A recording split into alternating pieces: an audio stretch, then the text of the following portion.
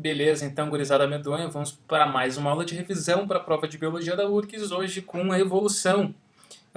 Vocês podem dar uma olhada aí, então, no quadro que vocês têm montado aí, né, começando a aula com as teorias evolutivas, né, as principais que vocês estão acostumados aí a lidar no colégio, no cursinho, né, então tu tens aqui a figura do Lamarck, né, foi um grande representante aí das teorias evolutivas no começo, né, de quando começou a se questionar um pouco os modelos de criação, né, das espécies a partir de um Deus criador.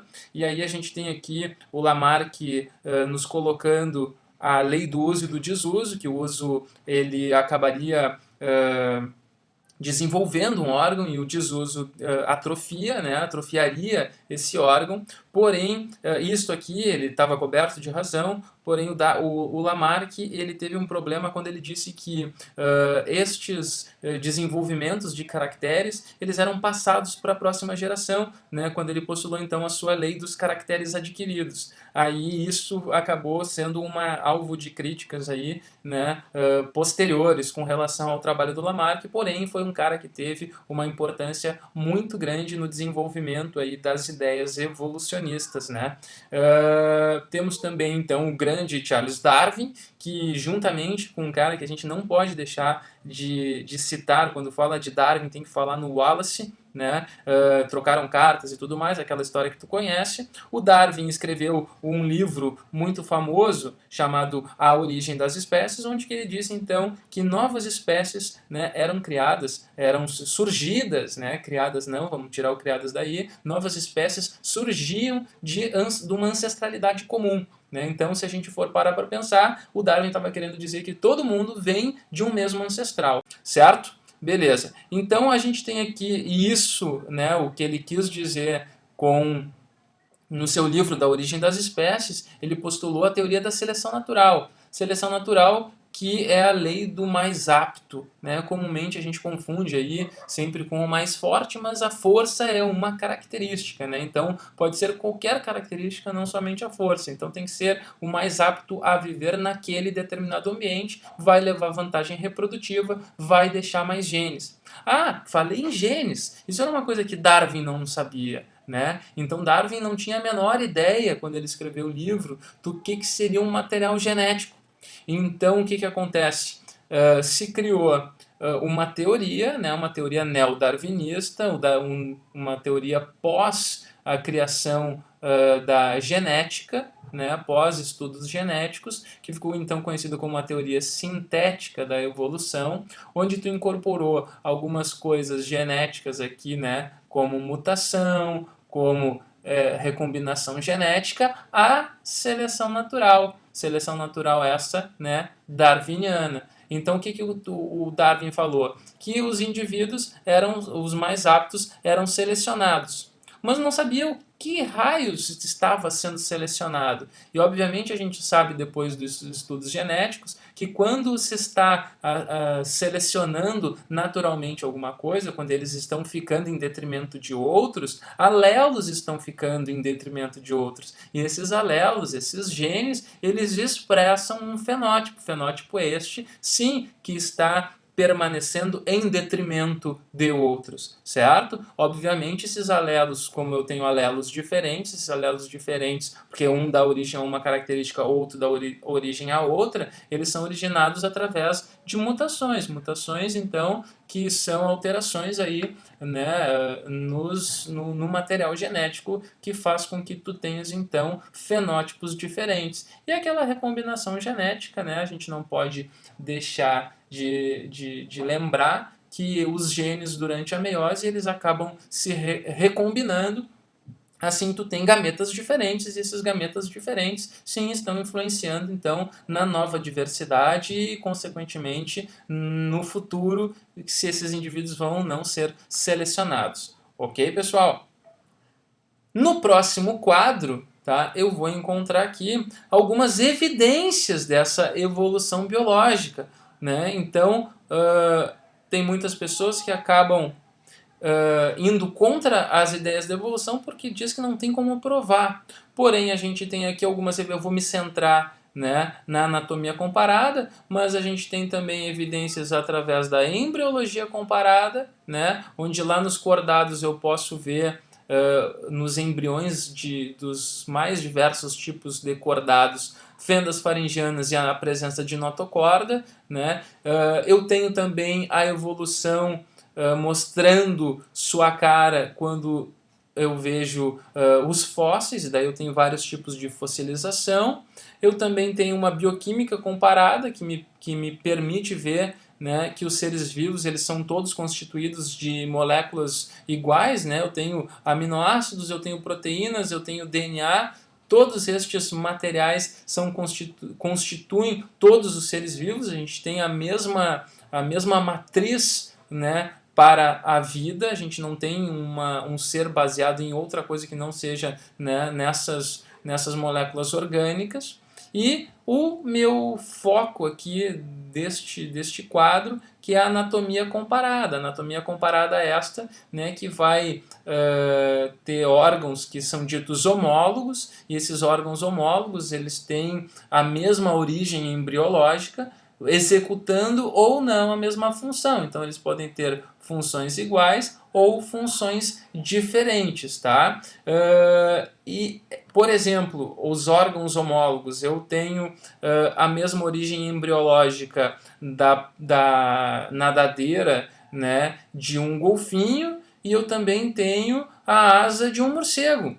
Né? Tanto a asa de um morcego, quanto a nadadeira do golfinho, quanto a pata de um cavalo, né, tem a mesma origem embriológica. Porém, eles executam funções diferentes. A nadadeira lá do golfinho vai servir para nadar, a pata do cavalo vai servir para ele poder cavalgar, e eu vou ter aí, então, a outra, que era a asa do morcego, servindo para voar. Então, tem a mesma origem embriológica, executando funções diferentes.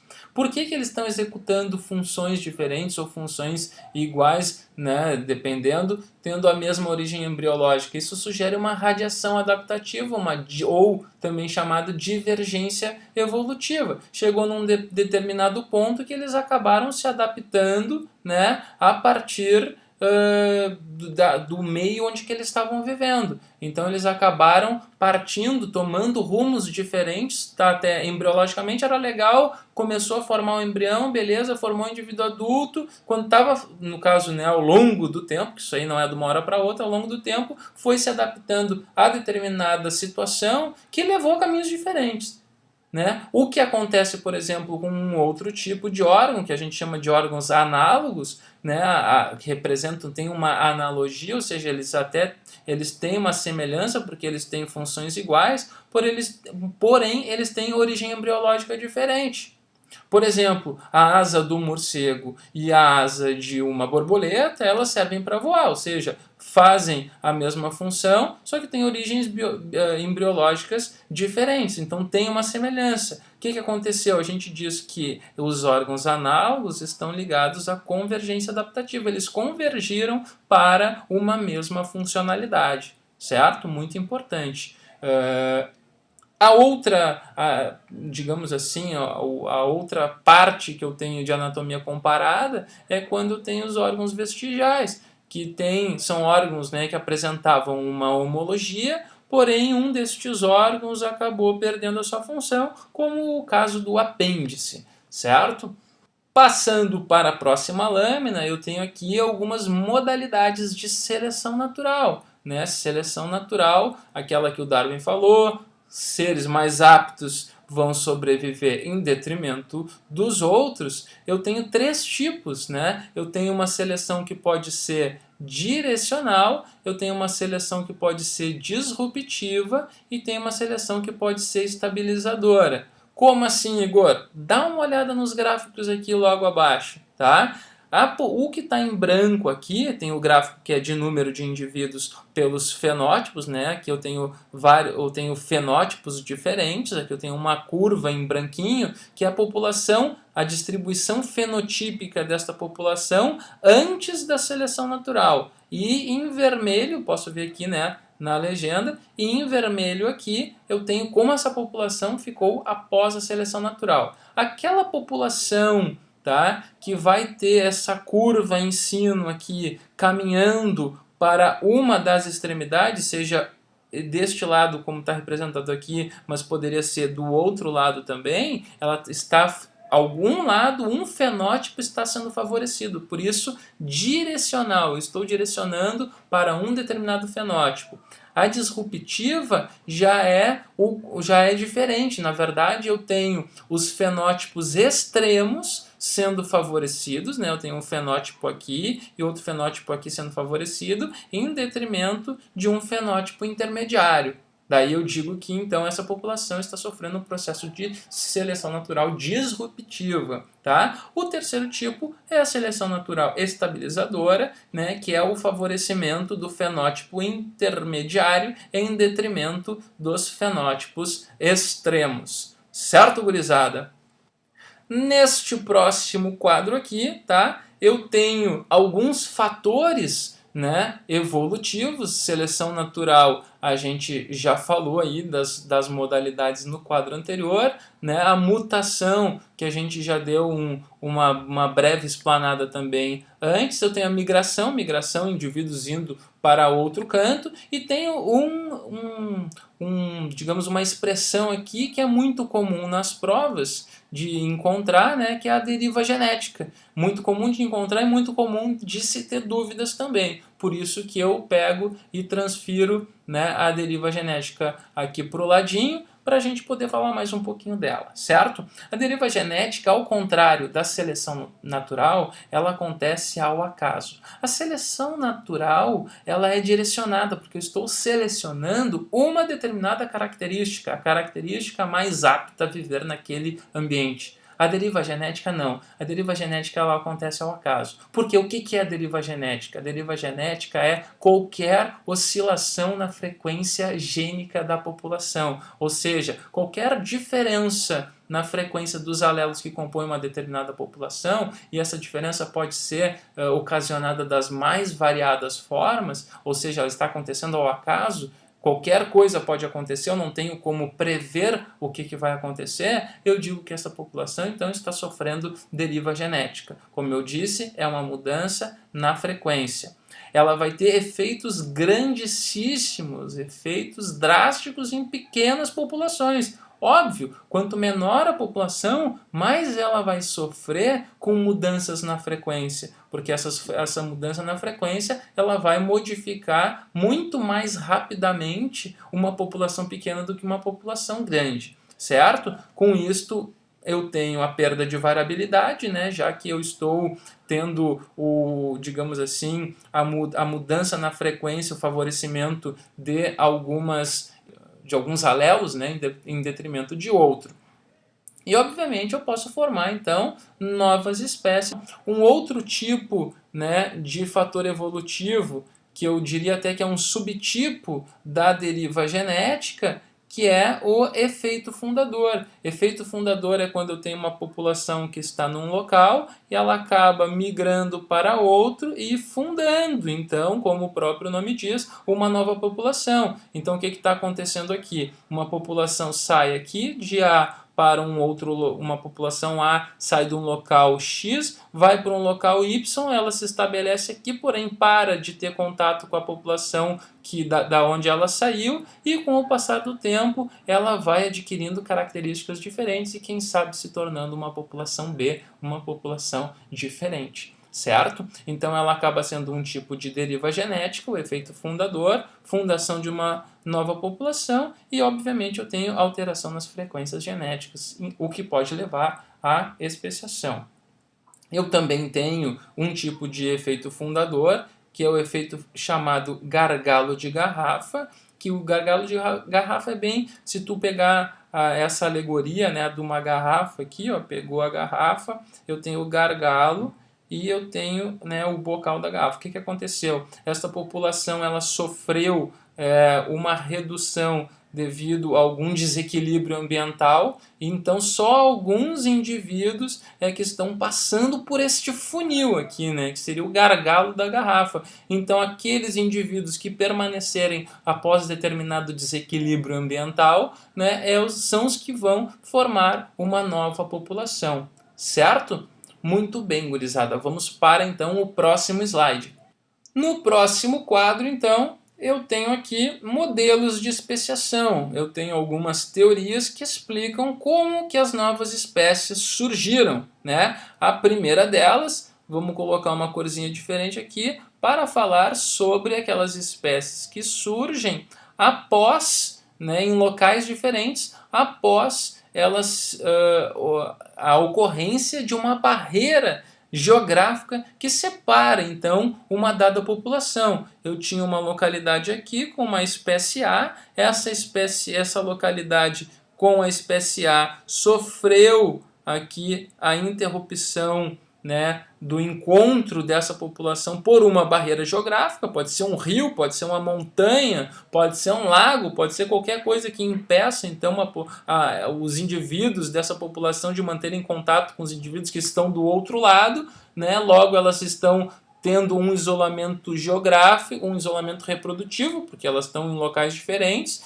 o que interrompeu o fluxo gênico. E com o passar do tempo isso vai levar à formação daquelas espécies, o surgimento então de uma nova espécie de um lado, né? A espécie do outro lado ela pode se manter a mesma, pode continuar sendo A, ou também pode passar a ser uma nova espécie. Daí eu não tenho mais aquela que eu tinha antes e acabo tendo duas novas espécies agora, certo? Então a alopátrica seria em locais diferentes. Tá? O próximo tipo seria uma peripátrica, né, que seria nada mais nada menos do que uma alopátrica com efeito fundador. Igor, não estou entendendo nada, alopátrica, peripátrica. Ó, alopátrica, locais diferentes, barreira geográfica. Peripátrica, tá? Seria ao redor, o que aconteceu? Saiu de um determinado lugar alguns indivíduos e foram para localidades próximas, deram uma banda e resolveram se estabelecer por lá. Bom, com o passar do tempo eles perderam, né? Foram para um lugar próximo, mas interromperam aqui o fluxo genético, começaram a ter vidas diferentes. Quando vai ver, milhares de anos depois, eu vou ter uma nova população, uma nova espécie, eles vão quiserem voltar alguns anos depois, alguns milhares de anos depois, vão cruzar um pelo outro e nem vão se lembrar que um dia pertenceram à mesma espécie, certo? Um outro tipo seria a especiação simpátrica. Esta especiação simpátrica acontece no mesmo lugar, porém, obviamente, para ter uma especiação, houve aqui um isolamento reprodutivo, né, de algum mecanismo aconteceu que estava favorecendo, né, mais a reprodução de determinado grupo dentro daquele local do que com os outros, e a partir daí, então, eu criei dentro de um mesmo local uma nova espécie, tá? A poliploidia, né, é um exemplo de especiação simpátrica, ok? Um outro tipo, uma outra teoria seria a parapátrica. A parapátrica, ela pode dar origem então a híbridos, ou seja, eu tenho populações aqui que estão vivendo num determinado ambiente e alguns indivíduos híbridos vão acabar levando vantagem em relação aos outros indivíduos que não são híbridos, aos indivíduos puros. E esses indivíduos híbridos vão acabar selecionados e acabar então tendo características que vão diferenciá-los do restante da população. Esses híbridos então vão dar origem a uma nova espécie, certo? Muito importante, frisa aqui simpátrica e frisa aqui também a alopátrica, ok? Beleza, são as principais aí que tu pode ter na provinha. Próximo quadro então, eu tenho aqui o isolamento reprodutivo, já que a gente estava falando de especiação e isso implica, né, muitas vezes na interrupção do fluxo gênico. Eu tenho um tipo de isolamento reprodutivo que é o pré-zigótico, que impede o sexo, ou seja, se dá antes da cópula, né? Eu tenho como impedir a cópula por uma questão ambiental ou sazonal, né? Ou seja, eu tenho indivíduos que têm hábitos diferentes e esses hábitos diferentes impedem com que eles copulem.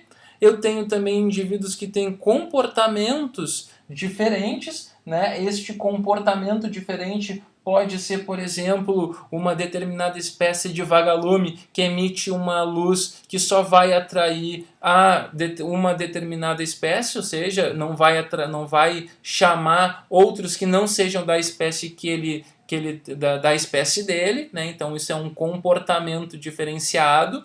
E eu também tenho um tipo de isolamento mecânico, onde que os aparelhos reprodutores, por exemplo, né, uma ordem física, não se encaixam, não permite com que eles copulem, logo não vão trocar gametas. Daí agora, houve o sexo, tá? Porém, vai ter problemas que vão acabar isolando, vai ser um tipo de isolamento reprodutivo. Porque o sexo pode ter acontecido, porém, os gametas, eles podem morrer. O gameta depositado lá na fêmea do macho, ele pode simplesmente morrer por não suportar, né, determinada característica da fêmea. E eu posso ter também o encontro destes gametas, a formação de um zigoto, só que este zigoto ele pode ter uma mortalidade muito grande, né, e acabar morrendo, logo eu não vou ter o desenvolvimento de um embrião. Né? Um tipo muito comum que tu já viu várias vezes aí nos livros de biologia, tá? Que é a esterilidade do híbrido, ou seja, os gametas não morreram, o zigoto não morreu, nasceu o bichinho, tá? E o que aconteceu? Ele é estéril, certo? Ele nasceu, porque ele podia muito bem não ter nascido. Ele chega a se criar por algum tempo, porém esse embrião, né, esse feto, acaba morrendo, inviabilidade do híbrido. Porém, na esterilidade do híbrido, ele nasce, porém ele vai ser estéril, certo? E eu tenho, por exemplo, o caso da mula, que é o híbrido, né, ela vem do cruzamento do jumento e da égua. A mula é estéril, certo? Não deixa filhinhos. Ou seja, a mula não vai conseguir passar os seus genes adiante e vai estar isolada reprodutivamente. Certo, gurizada? Um beijo e até a próxima aula.